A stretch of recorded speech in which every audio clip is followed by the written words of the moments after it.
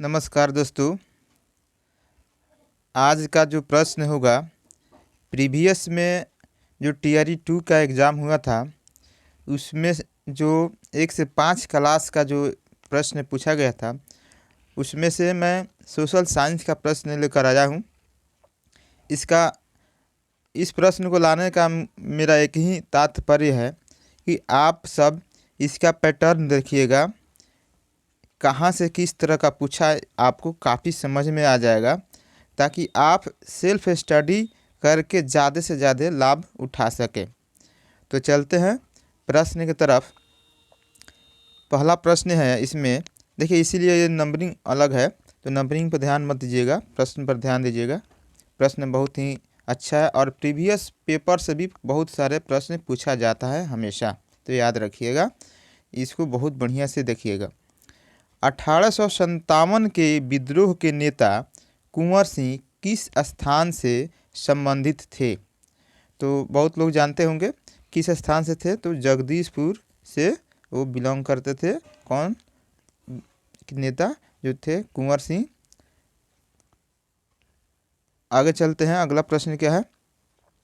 अगला प्रश्न है कि 1876 में इंडियन एसोसिएशन की स्थापना किसने की थी? तो 1876 ईस्वी में कौन किए थे? तो सुरेंद्र नाथ बनर्जी किए थे। और ये जब इनका जो बाद में विलय हो गया इंडियन एसोसिएशन, किस में? तो कांग्रेस में। कांग्रेस का जब स्थापना हुआ 1885 में, तो इन्होंने उसमें विलय कर दिया बाद में चलकर। अगला प्रश्न है, अब्दुल कलाम आज़ाद के द्वारा किस पत्रिका को संपादित किया गया? तो अब्दुल कलाम आज़ाद के द्वारा जो पत्रिका का संपादित किया गया वो था अल हिलाल पत्रिका था। ठीक है, आगे देखते हैं। महात्मा गांधी एंड बिहार सम रेमिसेंस के लेखक कौन थे? तो महात्मा गांधी एंड बिहार के लेखक कौन थे? तो डॉक्टर राजेंद्र प्रसाद थे। और ये क्वेश्चन जो है ये टीआरई 1 में भी पूछा गया था, सेम क्वेश्चन यही है। तो इसीलिए आने वाले सक्षमता परीक्षा जो है इसमें से सवाल पूछा जा सकता है 100%, इसलिए आपको इसको ध्यान से देखिएगा। आगे चलते हैं प्रश्न की तरफ। विदेश में भारतीय राष्ट्रीय ध्वज प्रथम बार किसने फहराया? तो विदेश में सर्वप्रथम कौन फहराया था? तो मैडम भीखाजी कामा, इन्होंने ही प्रथम बार झंडा फहराया था विदेश में। अगला प्रश्न है, ऑल इंडिया किसान सभा के पहले अधिवेशन में कौन अध्यक्ष थे? बहुत बढ़िया क्वेश्चन है और इस मतलब कंसेप्ट से बार बार क्वेश्चन ही आता है। तो सहजानंद सरस्वती। अगला प्रश्न की तरफ चलते हैं। टिहरी बांध परियोजना संबंधित है, तो टिहरी बांध जो है ये किस चीज़ से संबंधित है? पिछले वीडियो देख लीजिएगा, टिहरी बांध के संबंध में भी मैंने बनाया था क्वेश्चन। तो ये किससे संबंधित था? तो संभववादी विचारधारा से यह संबंध था। अगला प्रश्न देखते हैं, निम्नलिखित में से कौन सी उड़ीसा की स्थानांतरण कृषि है? तो उड़ीसा की, तो ये है ऑप्शन ए, इसमें जो दिया है पेड़ू, ये पेड़ू है, क्योंकि पेंडा और बेवार जो है इंडोनेशिया के है, इंडोनेशिया में स्थानांतरण कृषि देखने को मिलता है और ये पेड़ू जो है उड़ीसा में मिलता है। अगला है, बिहार के किस जिले में रेशमी वस्त्र का उत्पादन होता है? बहुत बढ़िया प्रश्न है। तो रेशमी का उत्पादन कहाँ होता है? तो भागलपुर। और कर्नाटक में भी रेशमी वस्त्र का उत्पादन मिलता है, तो ये बिहार में पूछा है, इसलिए भागलपुर आंसर सही होगा। जनसंख्या घटने से मानव भूमि अनुपात घटता है, बढ़ता है, स्थिर रहता है? क्या होता है? तो जब जनसंख्या घटेगा तो भूमि क्या होगा? अनुपात उसका तो बढ़ेगा, एकदम राइट आंसर होगा। अगले प्रश्न की तरफ चलते हैं। बलूचिस्तान में चलवासी का तंबू कहलाता है।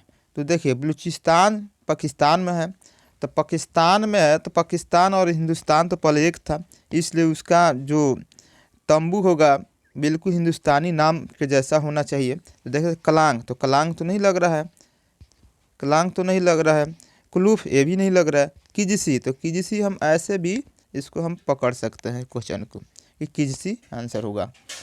बिहार के किस जिले में मक्का का उत्पादन सर्वाधिक होता है? तो मक्का का बिहार में पूछ रहा है, तो बिहार में कहाँ होता है? मुजफ्फरपुर में होता है मक्का का उत्पादन। ऐसे अगर स्टेट पूछता तो कर्नाटक पहला स्थान होता है और दूसरा मध्य प्रदेश होता है। अगला प्रश्न चलते हैं। सूर्य एक क्या है? तो पीला तारा है, लाल तारा है, श्वेत तारा है। तो सूर्य एक क्या है? पीला तारा है, याद रखिएगा, बहुत इंपॉर्टेंट क्वेश्चन है सर। पीला तारा है, सूर्य एक पीला तारा है, लाल तारा नहीं है, सूर्य एक पीला तारा है। ग्लोब पर 1 डिग्री के अंतराल पर खींची अक्षांश रेखाएं कितनी हैं? तो अक्षांश रेखाएं पूछ रहा है, तो 179 होता है।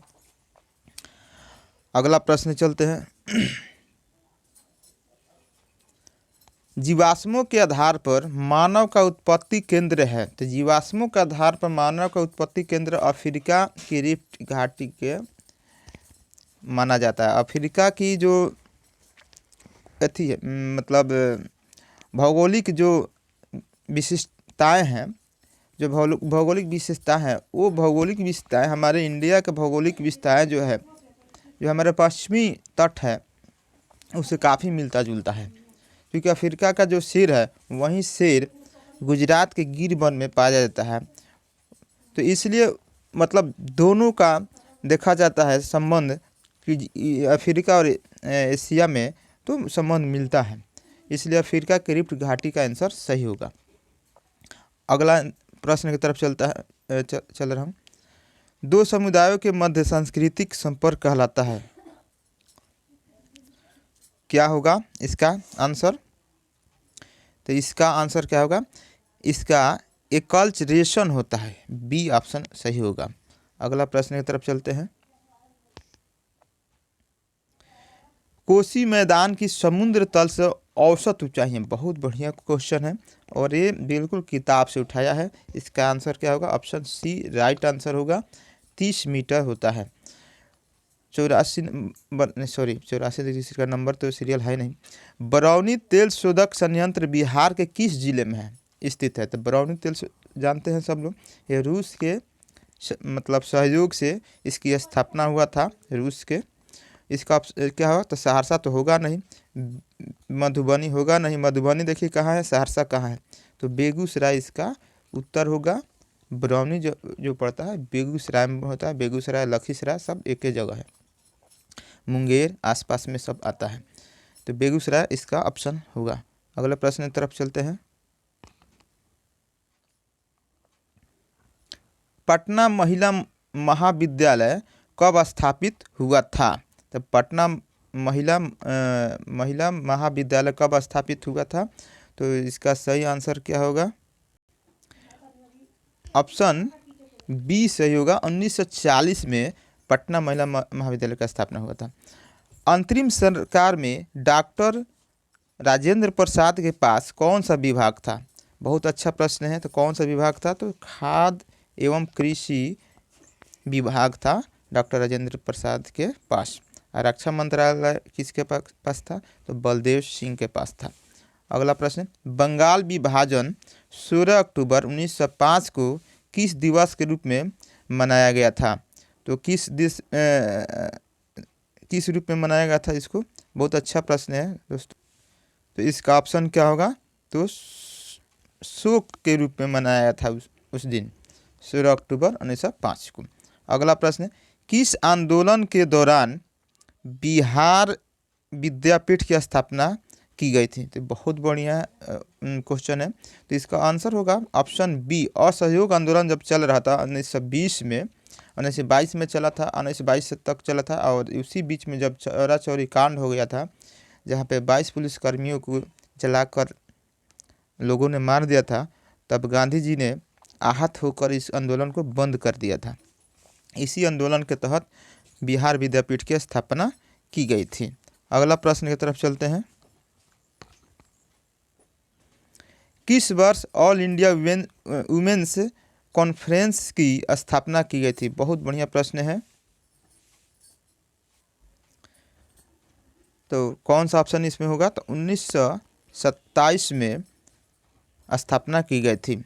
अगला प्रश्न है 1917 में चंपारण आने का निमंत्रण महात्मा गांधी को किसने किसने निमंत्रण दिया था? तो किसने दिया था? तो राजकुमार शुक्ल ने दिया था 1917 में। 1916 में एक लखनऊ समझौता हुआ था, उसी में महात्मा गांधी भी शामिल थे और राजकुमार शुक्ल वहीं पर महात्मा गांधी को चंपारण आने का न्योता दिया था। बहुत बढ़िया प्रश्न है और याद रखिएगा हमेशा कि 1917 के चंपारण में, तो इससे हमेशा सवाल आता है 1917 चंपारण आंदोलन, जरूर पढ़ लीजिएगा, एक सवाल अवश्य रहता है इससे। अगला चलते हैं, दीनदयाल उपाध्याय प्रसिद्ध है, तो किस लिए प्रसिद्ध है दीनदयाल उपाध्याय? सही आंसर क्या होगा? ऑप्शन सी इसमें का सही आंसर होगा। एकात्म मानववाद के लिए प्रसिद्ध हैं दीनदयाल उपाध्याय जी। जनजातीय गौरव दिवस कब से शुरू किया गया? बहुत बढ़िया ये भी प्रश्न है कि जनजातीय गौरव दिवस कब शुरू किया गया? तो इसका ऑप्शन सी होगा 15 नवंबर 2021 को जनजातीय गौरव दिवस शुरू किया गया। अगला प्रश्न तरफ चलते हैं, खुदाई खिदमतगार आंदोलन को नेतृत्व किसने दिया? तो इसका सही ऑप्शन क्या होगा? ऑप्शन बी होगा खान अब्दुल गफ्फार खान ने। ऑप्शन बी सही आंसर होगा खान अब्दुल गफ्फार खान। कौन सा राज्य सर्वाधिक बाजरा उत्पादित करता है? तो बाजरा जो होता है मोटा अनाज में आता है, तो सबसे ज़्यादा कौन सा राज्य उत्पादित करता है? तो ये है ऑप्शन बी राजस्थान। अगला प्रश्न की तरफ चलते हैं, सेल जिनमें जीवाश्म पाए जाते हैं, तो कौन सा सेल होता है जिसमें जीवाश्म पाया जाता है? तो कायांतरित सेल होता नहीं, कायांतरित सेल को भी बोलते हैं, रूपांतरित सेल भी बोलते हैं, अग्नेय सेल में तो होगा नहीं, तो कि हमारा आंसर क्या होगा? और शादी सेल में जीवाश्म पाए जाते हैं। चाप झील पाई जाती है, चाप झील पाई जाती है, कहाँ पाई जाती है? बहुत अच्छा प्रश्न है, इसको ध्यान से देखिएगा। नदी घाटी में चाप झील पाई जाती है। ठीक है, अगला प्रश्न देखते हैं, बॉक्साइट का सर्वाधिक उत्पादक है, तो बॉक्साइट का सर्वाधिक उत्पादक कहाँ है? तो ऑस्ट्रेलिया में सबसे ज़्यादा बॉक्साइट मिलता है। सुनहरा रेशा से अभिप्राय है, सुनहरा रेशा से अभिप्राय क्या है? तो बहुत बढ़िया क्वेश्चन है ये, सुनहरा रेशा, तो इसका ऑप्शन जो होगा पटसन, पटसन जो है इसको बोलते हैं सुनहरा रेशा। अगला प्रश्न की तरफ चलते हैं,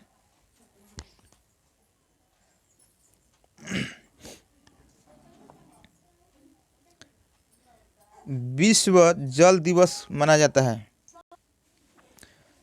इसका ऑप्शन सही होगा 22 मार्च को विश्व जल दिवस मनाया जाता है।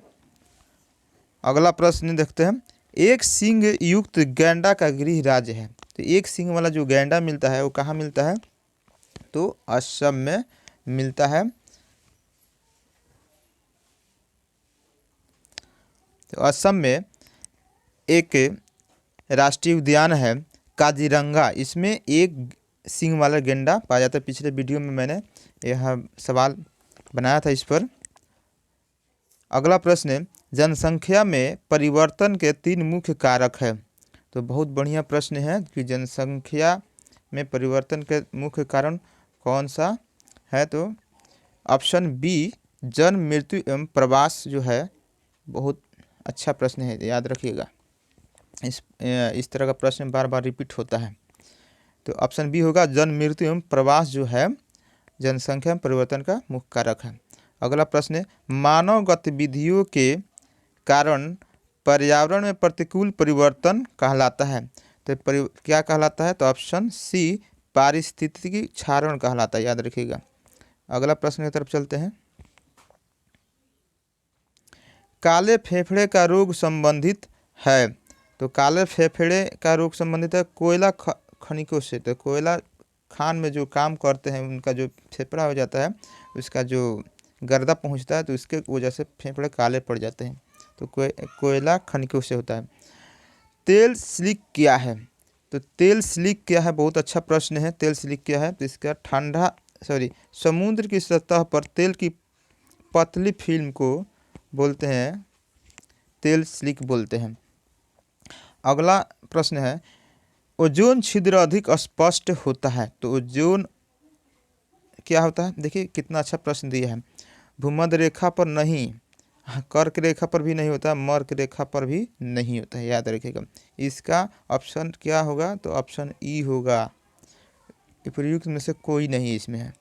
अगला प्रश्न है, साबुन एवं डिटर्जेंट स्रोत है कार्बनिक प्रदूषण के, जैसे